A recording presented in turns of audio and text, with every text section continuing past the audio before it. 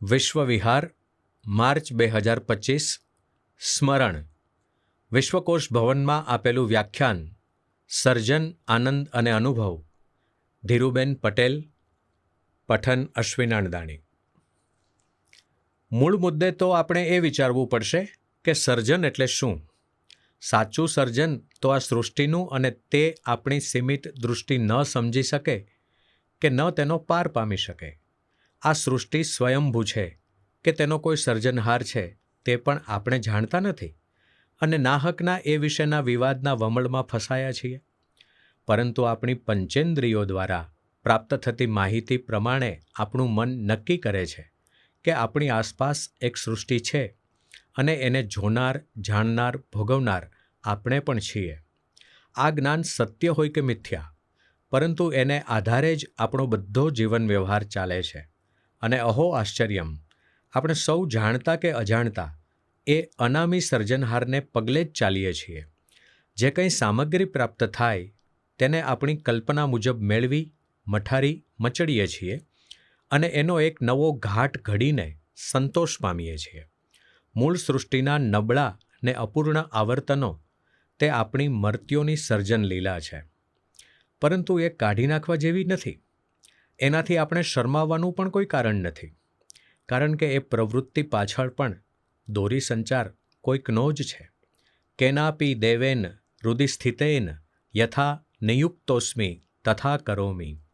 જો કે એક પળ એવી આવે છે કે જ્યારે દોરી અને તેનું સંચાલન કરનાર હાથને સંપૂર્ણતયા ભૂલી જઈને આપણે સંતોષથી મલકાઈએ છીએ.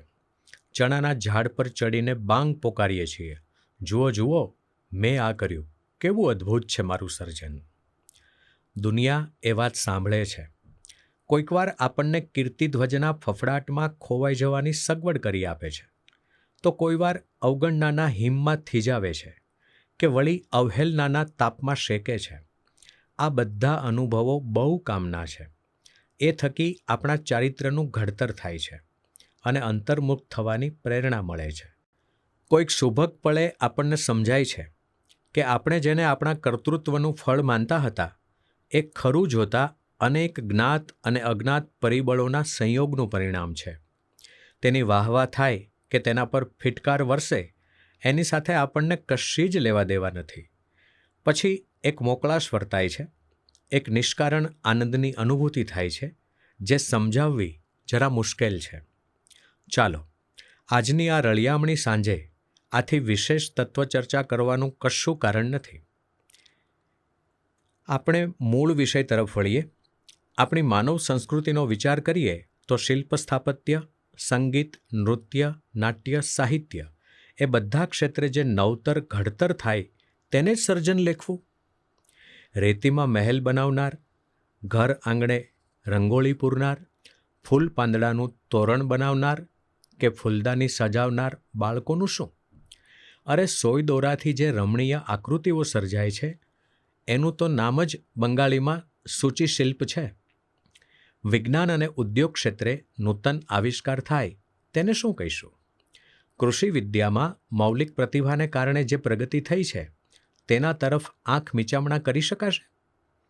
આપણા દેશમાં થોડા વખત પહેલાં 50એ પહોંચેલા વૃદ્ધોની માંદગી કે મરણને કોઈ ગંભીરતાથી લેતું નહોતું. પાકું પાન તો ખરે જ ને, એવા સુવાક્યો સાંભળવા મળતા હતા. આજે જીવનતંતુ લંબાયો છે. રૂગ્ણાવસ્થા આગળ હાથ જોડીને બેસી રહેવાને બદલે માનવ દેહને નિરામય બનાવવાનો પડકાર તબીબોએ ઝીલ્યો છે. એ બધા પાછળ કશુંક નવું કરવાની, સર્જવાની મહેચ્છા દૃષ્ટિગોચર નથી થતી? ટૂંકમાં કહું તો સર્જનની વાત કરતી વેળાએ લેખકોએ ખાંડ ખાવાની કશી જરૂર નથી. ચારે બાજુ કોઈને કોઈ પ્રકારે સર્જન ચાલ્યા જ કરતું હોય છે. માટે ચાલો, આપણે લોકોત્તર છીએ કે સર્જનની એક વિશિષ્ટ પ્રતિભા લઈને જન્મ્યા છીએ એવો ફાંકો છોડી દઈને શાંતિથી તપાસીએ કે આપણું સર્જન કેવી રીતે થાય છે. તેમાં એ સર્વજ્ઞતાનો દાવો હું કેવી રીતે કરી શકું? મારે તો મારી જ વાત કરવી જોઈએ. બીજા લેખકોના મનોવ્યાપારની મને ક્યાંથી ખબર પડે? મારું પોતાનું તો એવું છે કે સૌથી પહેલાં એક વિચાર આવે, તેની સાથે થોડી વાર રમત કરીને હું એને આઘો ધકેલી કાઢું. જો એનામાં જોર હોય તો એ પાછો આવે. વળી એના ડાળા પાંખડા નીકળે, આકર્ષણ વધે. એમ કરતાં કરતાં એ વિચાર મારા મગજનો એવો કબજો લઈ લે કે બીજું કંઈ સૂઝવા જ ન દે. મારે સમજી જવાનું કે આનો તો હવે લખે જ પાર, તોય કંઈ સીધો કાગળ હાથમાં ન પકડું. એનો ઘાટઘૂટ ઘડાવવો જોઈએ. વાત માણસોની જ હોય એટલે એમના પાછા નામ, ઉંમર, આકૃતિ, સ્વભાવ, કામકાજ બધું મનમાં બરાબર બેસવું જોઈએ. એ શું કરે, શું બોલે તે મને દેખાવું જોઈએ, સંભળાવવું જોઈએ. વાર્તા હોય કે નાટક હોય, નવલકથા હોય, એની શરૂઆત અને અંત સ્પષ્ટ દેખાવા જોઈએ. આટલું કામકાજ કર્યા પછી બધું ઊંચું મૂકી દેવાનું, અભરાઈ પર ચડાવી દેવાનું. થોડા વખત પછી ફરી કન્નડગત શરૂ થાય એટલે જખ મારીને કાગળ ને કલમ પકડવાના. ત્યાર લગીમાં મનમાં બધું તૈયાર જ હોય એટલે ઊંધું ઘાલીને શ્રુતલેખનની જેમ લખવા માંડવાનું. વચ્ચે અટકવાનુંય નહીં, બદલાવાનુંય નહીં. બસ જેટલા પાનામાં પૂરું કરવા ધાર્યું હોય તેટલા જ પાના લઈને બેસવાનું અને એટલામાં જ પતાવી દેવાનું. આંગળીઓ દુખે પણ થાક ન લાગે, મજા આવે. લખીને તરત વાંચવાનું પણ નહીં, કશેક સંતાડી દેવાનું. બીજા ત્રીજા કામકાજ કરવાના, મોઢું ધોવાનું, પાણી પીવાનું, લખવા વાંચવા સિવાયનું કંઈ પણ કરવાનું. પછી આરામથી પેલા પાના કાઢીને તટસ્થ ભાવે વાંચવાના. ઠીક લાગે તો કોઈ તંત્રીને માથે મારવાના, નહીતર ફાડીને ફેંકી દેવાના. વાત પૂરી. લો, આ બધું સાંભળ્યાથી કંઈ પતો લાગ્યો કે સર્જન એટલે શું? ન લાગ્યો ને? ન જ લાગે, કારણ કે આ બધી બહુ સ્થૂળ બાબતો થઈ. ખરી કિંમતી ક્ષણ તે પેલા ચમકારની, જ્યારે ચિત્તમાં કંઈ સૂજે, તે અમૂર્ત કલ્પનાને નીચે કઈ રીતે આણવી, શબ્દોની ઇમારતમાં કઈ રીતે એને કેદ કરવી. આ બધી પ્રક્રિયા એટલી ત્વરિત અને અગમ્ય હોય છે કે લેખક પોતે જ તે માંડ સમજી શકે. સમજાવી શકવાની તો વાત જ ક્યાં, બાકીની વાત છે સાધનની, ઓજારોની. તમારી પાસે ભાષાએ પોતાનું હૃદય ખોલ્યું હોય, પોતાનો તમામ વૈભવ તમારી આંખો સામે પાથરી દીધો હોય, સામે પક્ષે તમે પણ ભાષાને ખરા દિલથી ચાહી હોય, તો તમારું કામ થોડું આસાન થઈ જાય. આ જગ્યાએ મારે આ જ શબ્દ જોઈએ, તેનો સમાનાર્થી બીજો નહીં ચાલે એવું લેખક પાસે કોણ નક્કી કરાવે છે? ઝવેરી જેમ રત્નોને પારખી જાણે તેમ લેખકને શબ્દની સ્વયંસ્ફૂર્ત પરખ હોવી જોઈએ. હું જે કહેવા માગું છું તે સામા માણસ લગી પહોંચાડનાર કોણ છે? શબ્દ, માત્ર શબ્દ. તે સાચો હોવો જોઈએ, નિર્વિવાદપણે સાચો. તો જ વાચકના મનને તે સ્પર્શે અને મારો સંદેશ હળવેકથી તેના કાનમાં કહી આવે.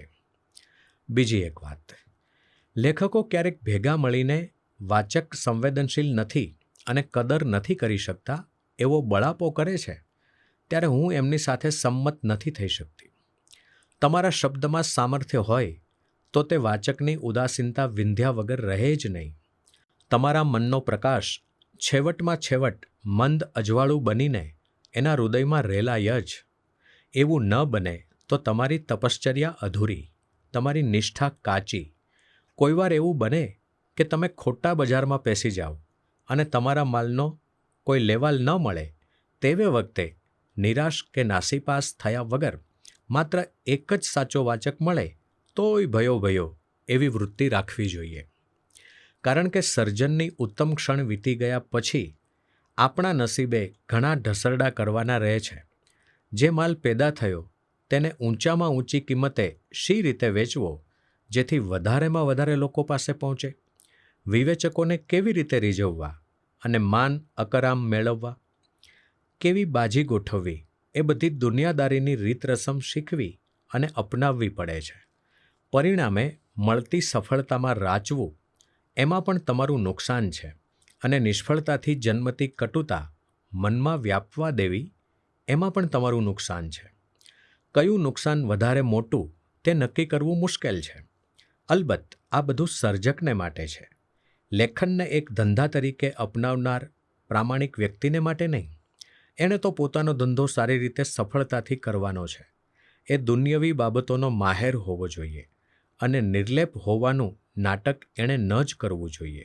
કોને ખબર છે, પોતાની જાત પ્રત્યે વફાદાર રહીને સચ્ચાઈથી મહેનત કરે તો સર્જનની રોમે રોમ આનંદથી છલકાવી દેનારી ક્ષણો એના જીવનમાં અનાયાસે ઉતરી આવે પણ ખરી. આ બધું ગણતરીની બહાર છે. મને પ્રવચન માટે આપવામાં આવેલા શીર્ષકથી તમે બધા માહિતગાર છો. સર્જન, આનંદ અને અનુભવ. સર્જન વિશે તો મેં આમ તેમ બાથોડિયા મારીને થોડું ઘણું કહ્યું. એ પૂર્ણ ન લાગે તો માફ કરજો. ચાંદનીથી ચળકતા પણ ધુમ્મસ ઘેર્યા પંથ પર તમારાથી થોડાક ડગલા આગળ ચાલતો પ્રવાસી તમને કેટલું કહી શકે? મેં એટલું જ કહેવાનો પ્રયાસ કર્યો છે. એ સાંભળ્યાથી તમે વિચાર કરવા પ્રેરાવ અને તમને કશીક નક્કર બાબત જડી આવે તો ઉદાર ભાવે મને પણ કહેજો. હું તમારો આભાર માનીશ. બાકી રહી વાત આનંદની, એ પણ બે અવસ્થામાં વહેંચાયેલો છે. એક છે સૂક્ષ્મ આનંદ, જે અનુભવી શકાય પણ વર્ણવી ન શકાય. પતંગિયું પકડવા દોડાદોડ કરી મૂકતા બાળકને ખભે પતંગિયું પોતાની મેળે જ ઉતરી આવીને ક્ષણવાર બેસી જાય છે, ત્યારે શું થાય છે?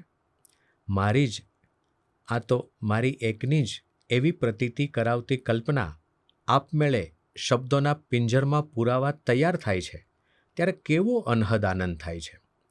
પરંતુ તે કોને અને શી રીતે સમજાવવો?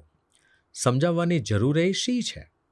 બસ મનના એકાંતમાં જ માણવો અને સંસાર પાછો ઘેરી વળે ત્યારે ભૂલી જવો, એવી જ છે એની નિયતિ. પરંતુ ફૂલ વીણીને દેવચરણે ધરી દીધા પછી હથેળીમાં સુવાસ વળગી રહે છે, તેમ આનંદની એક ક્ષણની સ્મૃતિ આપણી પાસે રહે છે. એ જ છે આપણી જીવનભરની કમાઈ. તે બીજા કોઈને શી રીતે બતાવી શકાય? જે જાણે તે માણે, બીજા વખાણે કે નહીં તેની શી પરવા? પરંતુ સર્જનના, આપણે માટે તો લેખનના આનંદની બીજી પણ એક અવસ્થા છે.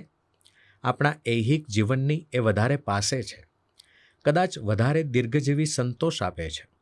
એ છે આપણી સિદ્ધિ સંસાર સમક્ષ ધરવાની અને એનો પ્રતિભાવ મેળવવાની. એમાં તો ભાઈ સુખસાગરના મોજા પર મોજા તમારી પર ધસી આવે, તમને મૂંઝવી નાખે. ગાફેલ હો તો ભોંય ભેગા પણ કરી દે. ઘસડી જાય ક્યાંના ક્યાં, ઘડીમાં ઊંચે ઉછાળે તો ઘડીમાં દરિયાના પેટાળમાં ડૂબાડી દે. ચારે કોર બસ વાહ વાહ. મુગ્ધ વાચકોના નેત્રોમાંથી નીતરતો સાભાર સ્નેહ, તંત્રીઓની સ્વીકૃતિ અને આમંત્રણ પત્રિકા, વિદ્વજ્જનોએ પરાણે લીધેલી નોંધ, વિવેચકોની રહેમ નજર, સરસ્વતી સાથેની સદાયની સ્પર્ધા ભૂલી ગયેલા લક્ષ્મીજીની મહેર, આંખો આંજી દે એવા જળહળાટ સાથે આભને આંબવા નીકળેલી યશ પતાકા, આ બધું શું આનંદદાયક નથી? એ નથી ગમતું એવો દંભ આપણે શીદને કરીએ. પરંતુ સમજવું પડે કે એ આનંદ વિશુદ્ધ નથી. એમાં થોડો ભેગ છે, સ્પર્ધાનો, ટીકાનો, વિસ્મૃતિનો. આ ડર સપાટી પર આવે કે તળિયે પડ્યો રે, એ રહેવાનો તો ખરો જ. આ ભેળસેળિયો આનંદ પણ જરૂરી છે. એ મેળવવા આપણે તનતોડ અને મનતોડ બંને પ્રકારની મહેનત કરીએ છીએ. કુટુંબમાં અને સમાજમાં સ્વીકૃતિ મળે તેમાં આપણને જીવનની સાર્થકતા લાગે છે. ભલે પછી એ મેળવવાની મથામણમાં સર્જનની પહેલી ક્ષણની અંગત આનંદ લહરી ખોવાઈ જાય. આ શીતળ સભાગૃહમાં સંધ્યાનો સમય હળવાશથી ગુજારવાના તમારા નેક ઈરાદાનો હું આદર કરું છું. મને પોતાને પણ એ જ ગમે. પરંતુ પ્રવચનના વસ્તુ નિર્દેશમાં જે છૂપો પડકાર છે એ ઝીલ્યા વગર મારો છૂટકો નથી. એટલે આનંદનું આવડ્યું તેવું વિશ્લેષણ કર્યું. હવે વળીએ અનુભવ તરફ. આ તો રાજમાર્ગ છે. એના પર આપણી ગાડી સડસડાટ દોડશે. આમાં કશું શોધવાનું કે વિચારવાનું છે નહીં. અદાલતમાં 100% સત્ય બોલવાના સોગંદ લેવા પડે છે એવી મજબૂરી તો અહીંયા નથી. તે છતાં લગભગ 95-97% સાચું બોલીશ. બાકીના ખૂટતા ટકા સ્મૃતિદોષને ખાતે ઉધારી નાખજો. જે બધું બની ગયું છે તે જ કહેવાનું છે. એમાંથી બોધ તારવવાની મગજમારી કરવાની મારે કશી જરૂર નથી. મારું લખાણ ઘણું સરસ છે કે હતું તેવું પુરવાર કરવાની એ જરૂર નથી. એટલું જાણું છું કે મેં જે લખેલું તે કેટલાક ગુજરાતી વાચકો લગી પહોંચ્યું છે અને એટલી સફળતા મારે માટે બસ છે. એટલે પસંદગી કરવાની તકલીફ લીધા વગર જે કેટલાક પ્રસંગો યાદ આવશે તે તમારી સામે રજૂ કરીશ.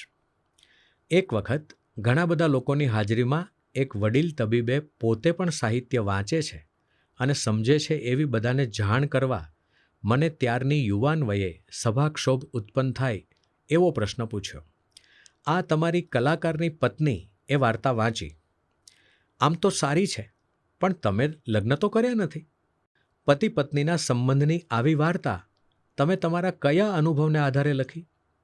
આસપાસના લોકો એકદમ શાંત થઈ ગયા. બધાને મારો જવાબ સાંભળવામાં ખૂબ રસ હતો. પણ આપણે સરસ્વતીની જે થોડી ઘણી ઉપાસના કરેલી તે એળે થોડી જાય. એ દેવીની કૃપાથી ધડ દઈને જવાબ આપી દીધો. તમારે હિસાબે તો અગાથા ક્રિસ્ટીને ફાંસીએ જ ચડાવવી જોઈએ નહીં, ડૉક્ટર સાહેબ? આગળ સમજાવવું ન પડ્યું કે દરેક રોગની સારવાર કરતાં પહેલાં ડૉક્ટરને એ રોગ થયેલો હોવો જોઈએ એ જેમ જરૂરી નથી, તેમ લેખક જે કાંઈ લખે તે બધા અનુભવમાંથી એણે પસાર થવું જોઈએ એ પણ જરૂરી નથી. લોકોની હસાહસમાં ડૉક્ટર સાહેબની ચબરાખી ભોંઠી પડી ગઈ. પણ મને તેથી હર્ષ નહોતો થયો. ઘણા વખત સુધી વિચાર આવ્યા કર્યો, સાહિત્ય મૂલવવાની સમાજની દૃષ્ટિ જો આવી જ હોય તો આ લખવાનો ધંધો કરવા જેવો ખરો? બીજી એક વાત, મારી પહેલી નવલકથા વડવાનલના 2-1 પ્રકરણ છપાયા હશે ને લોકોના ગોળીબાર શરૂ થયા. આ અંજના કોણ છે? ગંગાબેનના અને તમારા સંબંધો કેવા છે? તમારા નાનપણમાં તમારા બાએ તમારી સાથે આવું વર્તન કરેલું? ત્રીજું પ્રકરણ હજુ તો લખવાનું બાકી હતું. હું ઉદાસ ચહેરે બારી પાસે બેસી રહી હતી. બાનું ધ્યાન ગયું. એ કંઈક કરતા હતા. એ પડતું મૂકીને મારી પાસે આવ્યા. શું થયું છે? તારી તબિયત નથી સારી? તબિયત તો સારી છે, પણ મને બહુ મૂંઝવણ થાય છે. શાની? બા, હજુ મેં 2 જ પ્રકરણ લખ્યા છે. અત્યારથી લોકો આવું પૂછવા માંડ્યા છે ને મારે તો 52 પ્રકરણ લખવાના છે. ને આગળ જતાં મારા વિચાર પ્રમાણે ઘણું બધું આવું ને આવું જ થવાનું છે. તો શું કરું? હજુ બહુ મોડું નથી થયું. વાર્તા બદલી નાખું? બા કંઈ બોલ્યા નહીં. ઠપકા ભરી નજર નાખીને આઘા ખસી ગયા. મેં પાછળ પાછળ જઈને એમને ગળે હાથ ફેરવ્યા. કોને બા? હું શું કરું?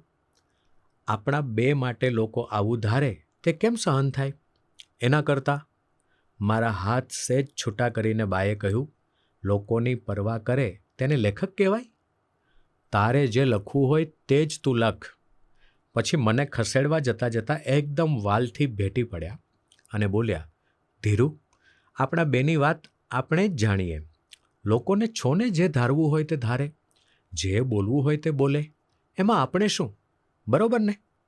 ખરી વાત. તો જા, લખવા બેસ. હમણાં નહીં, રાતે લખીશ. મારો આનંદિત ચહેરો જોઈ બા ખૂબ ખુશ થયા અને હળવેથી પૂછ્યું, જો કે મારાથી પૂછાય નહીં તોય કેને, શું લખવા ધાર્યું છે? જે પહેલેથી મારા મનમાં ધાર્યું છે તે જ. હવે મારી દીકરી, એ માની દીકરી થવાનું સદભાગ્ય મને સાંપડ્યું તે કયા પુણ્યનું ફળ હશે? પછી તો તમે જાણો છો, વડવાનલના મા દીકરીનો સંઘર્ષ વધતો જ ગયો અને નવલકથા એના નકશા પ્રમાણે જ આગળ ચાલી, પૂરી થઈ અને વખણાઈ પણ ખરી. કોને ખબર, 3જા પ્રકરણથી મારી કમજોરીને કારણે એનું વેણ બદલાઈ ગયું હોય તો કેવોય દાટ વળત. બીજા ઘણા આનંદદાયક પ્રસંગો બન્યા છે, પણ તે વર્ણવવા જતાં આત્મશ્લાઘામાં સરી પડાય. માત્ર એક નાનકડી વાત કહ્યા વગર નથી રહેવાતું. એ છે એક નાનકડી બાલિકાની, જે દરરોજ સાંજે મારા એક બેનપણીને ત્યાંથી અંડેરી ગંડેરી ટીપરી 10ની ચોપડી લઈ જતી અને સવારે પાછી આપી જતી. 10-12 દિવસ પછી એ જ્યોત્સનાબેને પૂછ્યું, બેબી, તું 2-4 દિવસ તારી પાસે જ ચોપડી રહેવા દે અને વાંચી લે ને. હું વાંચતી નથી તો લખું છું, રોજ થોડી થોડી લખું છું. પાછું મારે સ્કૂલે જવાનું, લેસન કરવાનું, એટલે બહુ નથી લખાતું. પણ આ ચોપડી તો બજારમાં મળે, તું લખે છે શું કરવા? કારણ કે મને એ બહુ જ ગમે છે.